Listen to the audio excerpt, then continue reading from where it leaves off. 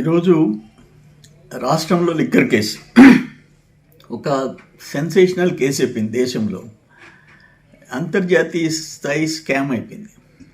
నేనేమంటానంటే మోడీ గారు వచ్చిన తర్వాత ఈ 11 ఏళ్ల పాలనలో ఆయనకి చాలా మంచి పేరు తెచ్చుకున్నారు.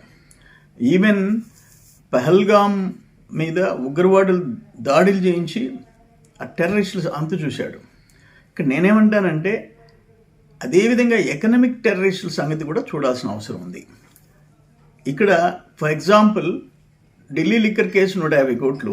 ఇప్పుడు కాళేశ్వరం మీద కూడా ఈడీ విచారణ మొదలుపెట్టింది.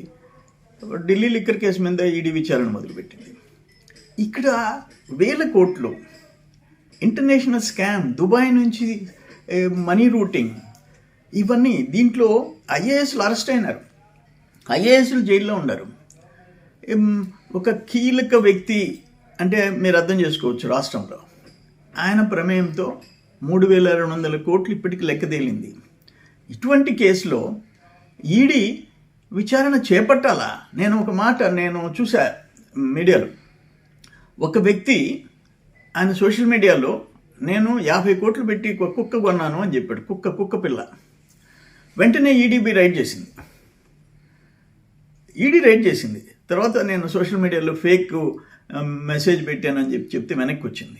5 కోట్లు 10 కోట్లకు కూడా ఈడీ రైడ్ చేసేసి సీరియస్గా యాక్షన్ తీసుకుంటుంది. నేనేమంటానంటే ఇక్కడ కూటమి ప్రభుత్వానికి, మోడీ గారికి నా విజ్ఞప్తి ఏంటంటే, బరి తెగించిన స్కామ్ ఇది. మనుషుల ప్రాణాలు తీసిన స్కామ్. 3200 కోట్లు ఒకటే కాదు, 30,000 మంది ప్రాణాలు బలిగి ఉన్నది ఈ ఇల్లిసిట్ లిక్కర్.